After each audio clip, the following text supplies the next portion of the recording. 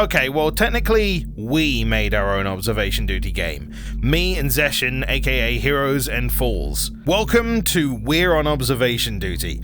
It's exactly what it sounds like. It's an observation duty, a spot the difference style game in VRChat. Honestly, it's funny how this all came about because it was just an offhand comment I made during one of my streams playing Observation Duty 6.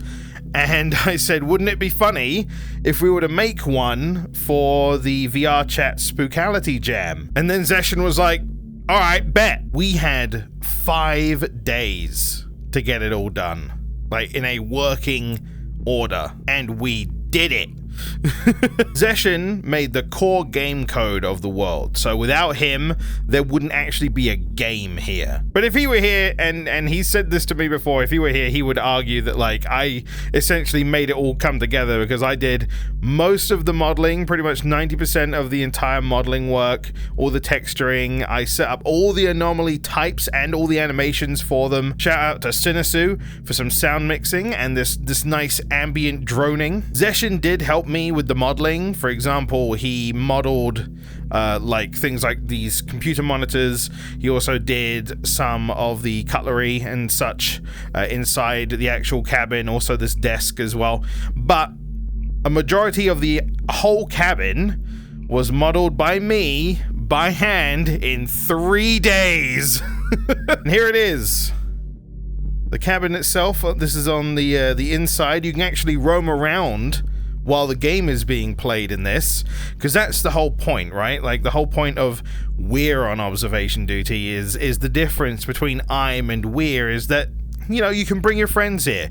You can help out by going inside the house to get a more personal view. And yeah, you can all play together, which, you know, for better or for worse. Yeah, honestly, right? Like, I'm pretty happy with my work for 3 days of modeling. Like, obviously I've been able to do a bit more since the date has actually gone by, and I can update the world, so I have refined some stuff and I've added things. So while the base of this world was made in 5 days, there's now a little bit more time put into it because, you know, I've been able to update it without a deadline in mind. But yeah, it plays just like you expect of the observation duty style, the spot the difference style games, where you go through the monitor. You would, you know what? There you go. You go through the monitor and you select the cameras that you want to explore and then mark what anomalies you see. Now, we have done something slightly different where it is purely based on the camera you're looking through rather than having to pick the correct room. I know that some people have wanted that from like a observation duty game, and I think that you know, it being in VRChat, it was slightly easier to have it that way, a bit more readable. But yeah. And legit, if I go inside the house while this camera is on, you're gonna see me walking around. Hello! But yeah, and you can actually just kind of walk around and see up close if anything has changed. Like I said, for better or for worse, because you could be distracting someone from finding out what's changing. Now, when you want to play, there are difficulty modes, and these don't really change the gameplay much in terms of like how it works. It's more a case of like spawn related things, right? So easy mode you have a slightly calmer experience where it's less anomalies. Normal or medium in this case, I wouldn't say normal, but it is the default choice, is a fairly reasonable amount of anomalies. And in hard mode, now I'm technically going to be spoiling a little mechanic here. Hard mode is a lot more anomalies, and there's a very small chance that you could get 2 anomalies at once, which if you're not on the ball could really mess you up. And it's the same with time limit here. Really, this is just how long you want to play, though it does kind of have some effect on the spawn rate. Obviously. So I think 30 hard is the hardest one you can go for. And then, much like normal, you would try and survive until 6 a.m., which I realize now that I might go for a more like one-to-one thing. Like some people pointed out, well, if it's 10, 20, and 30, why not just make it go to 2, 4, and 6? And I'm like, well, maybe. I guess we're just following the the normal horror tropes, but it might make more sense if we do it that way. You've got the anomaly types, which some of them are just your usual stuff, you know, your object movement, your disappearance, your extra objects, your distortion for, you know, size changes and various stretching and shrinking.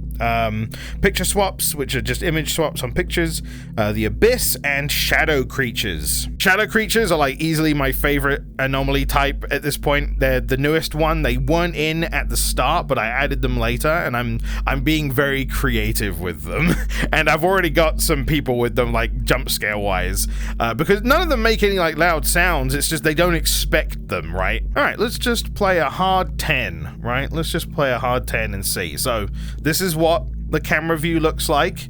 Over time, I've been tweaking certain things, like making pictures slightly bigger so you can see them a little easier. But the nice thing about these cameras is that you can get up real close and see all the small details pretty well. Obviously, that's not going to be optimal with a lot of people in here, so that's why going inside the building's actually a pretty good idea too. Yeah. Of course, now you get to see the desired angles of all the cameras. A bit of ambience in some of them too. And, you know, if you see this and think of anything that you might want different or like changed or that you might think would be a good addition, do feel free to tell me in the comments. I'd love to hear them, or on Twitter or Blue Sky. I've been using Blue Sky quite a bit now. I say quite a bit as in like I'm going to be if Twitter keeps continuing to bomb. Here we go. Got our first object movement, and you can legit go inside and see that knife isn't supposed to be there. So yeah, you can legit go inside and check it out and be like, okay, then we'll do object moved, because that's usually on the table. There we go. There we go, it's back to normal. Now, the things about shadow creatures is that sometimes they only display on the camera and not in person, so you do have to keep in mind, as well as if you're inside the house and notice something, while it might be easier to notice spots that have changed while inside the house, you have to come back to the monitor to be able to report it. And because everyone can interact with the monitor, it all happens like at the same time, it's all synced. It might be a bit chaotic if you have a lot of people in here or if you're in a public instance. But for the most part, in the public instances, I'll admit, people have been very civil. And that's lovely. I've been getting some great feedback just from being in public worlds of this game and just watching people play. Things I notice, comments they make, things that are like easy to spot or hard to spot. That's why I increased the size of those pictures. Also, I just recently added like dust particles because one, it does have moments where it will like get your attention to like look in a spot you might not look in and realize, oh, you know, there's something changed here and I didn't realize. Or it will do the opposite and distract you away from something that has changed. So it's amazing that I've put in like I've played so many observation duty like spot the difference type games that I'm like, you know, I comment about how easy / hard one could be depending on the layout of the house and such, and I finally had my chance at like attempting it to see like if I could make one of a fair difficulty based on obviously the difficulty modes and about how quick things happen. And for the most part, I think I've done okay.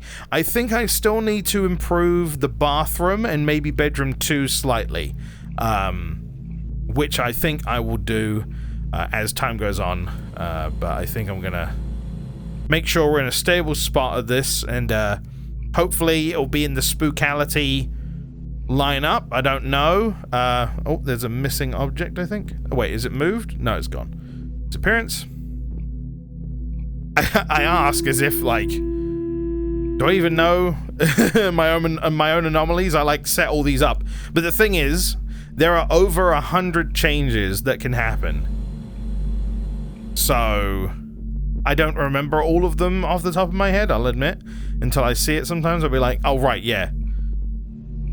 But yeah, there's over 100 changes. There isn't a system in which makes it so that changes can't be duplicate, but hey, that just means you get to play multiple times to see if you've seen everything.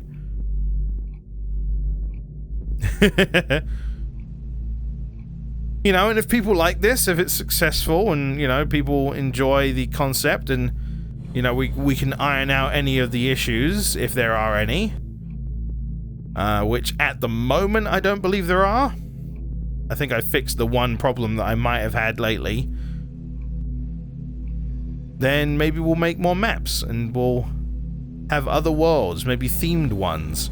I've been contemplating the idea of having one in various liminal spaces. Stuff like that. But I'm super happy with how this came out. And again, it's one of those things where, like, I'm super happy with how well this came out in the short amount of time we had to really work on it. Like, 5 days isn't a lot to pull all this together. On the last day before the submissions closed, I spent 16 hours of one day just doing all the animations. I just knuckled down, ruined my sleep schedule, stressed myself out, but it was totally worth it. Obviously, this works on desktop, and this world is Quest compatible as well. Oh, two things have changed here. We've got a moved object. The towel is moved. Yeah, it was on the top. And then we have a distortion. If you're always curious, you can just check to your left and the list of anomalies is there in case you're curious what does what. I've tried to make things as obvious as possible. There are some small things which might throw people off sometimes. For example, this set of flags here, it's in the living room, but the camera in the kitchen also primarily shows it, so you'd think maybe that's a kitchen thing, but it's actually a living room thing. Ah! The Abyss! Oh, hang on, let's go and have a look. Woo! Oh yeah, one thing to note about things like the Abyss and like intruders and that is that in the actual like spot the difference games like that, the intruders can like end your run or kill you essentially. In this it can't. We haven't set up a failure state other than too many anomalies, which you do get a warning about. I've been pretty on top of it, so I haven't really had the warning yet, but you do get a warning if you have too many. And then if you get one more after the warning, you lose. Oh god, lots of abysses. It's supposed to be a rare one, but I get them all the time. I don't know if it's just like coincidence. But like I feel like I get them quite a lot. We did it! Yeah! So there you go. We're on Observation Duty is available to play in VRChat for PC and Quest. I really hope you enjoy it. I really hope that it is fun for you. And again, leave me some comments in the comment section below about what you think. If you're going to try it, if you have tried it, what you'd maybe like to see from it. I plan to do some optimizations later. I know that like for the most part, my feedback from Quest users has been that it runs okay. I do know there are some things I can do to optimize it more, and I will probably be doing those slowly over time. And for those who are in the mobile beta of VRChat, I do know it works on there, like the interface and everything works. It's not the most optimized thing. I think it is a little laggy, maybe. And then again, I don't know if the app is laggy now, or I don't know. It does work though, and it seems to stay at a solid 30 FPS. There you go. Check it out. I'm so happy with it. I'm so proud to be able to say that like this was all handmade. We didn't even see any of the creepy stuff. Huh. Guess you're gonna have to try it yourself. Thanks for watching. Bye-bye.